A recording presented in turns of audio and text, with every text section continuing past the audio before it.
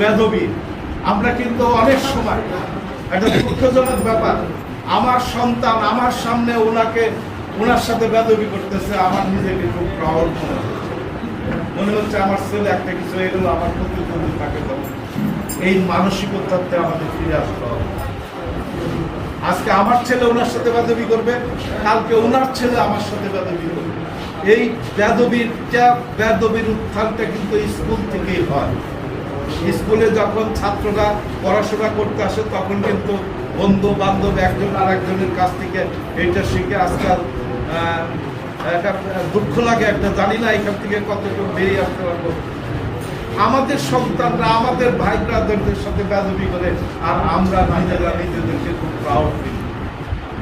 এই মানসিকতা ফিরে আসতে হবে, সম্মিলিতভাবে শাসন করতে হবে, সম্মিলিতভাবে কাউন্সিলিং করতে হবে, সম্মিলিতভাবে তাদেরকে বোঝাতে হবে।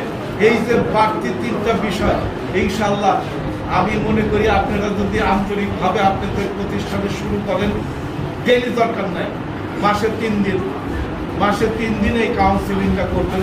সব টিচার, ছাত্র, মুরব্বীদের আইনা দরকার হলে হল রুমে জায়গা না হলে মাঠে বসবেন, মাঠে বসে কাউন্সিলিং করবেন।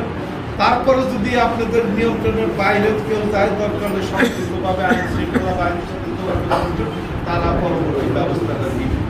এই 3টা বিষয় আপনাদের কাছে অনুরোধ রইল, আপনারা এই 3টা বিষয়ে আন্তরিক হবেন। আপনাদের প্রতিষ্ঠানে এই 3টা বিষয়ে কর্ম করার জন্য দরকার পড়লে যদি 1 ঘন্টা বেশি শ্রম দিতে হয় তাও আপনারা দিবেন।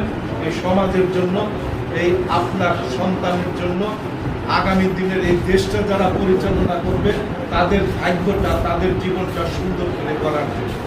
এই বিষয়কে আপনাদের কোনো আপত্তি আছে?